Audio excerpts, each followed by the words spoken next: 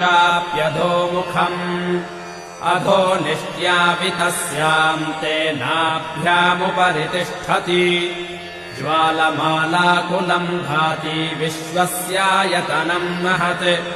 सन्ततगुम् शिलाभिस्तुलन्वत्याकोशसन्निभम् तस्याम् ते सुशिरगुम् सूक्ष्मम् तस्मिन् सर्वम् प्रतिष्ठितम् तस्य मध्ये महानग्निर्विश्वार्चर्विश्वतो मुखः सोऽग्रभग्विभजम् तिष्ठन्नाहारमजरः कविः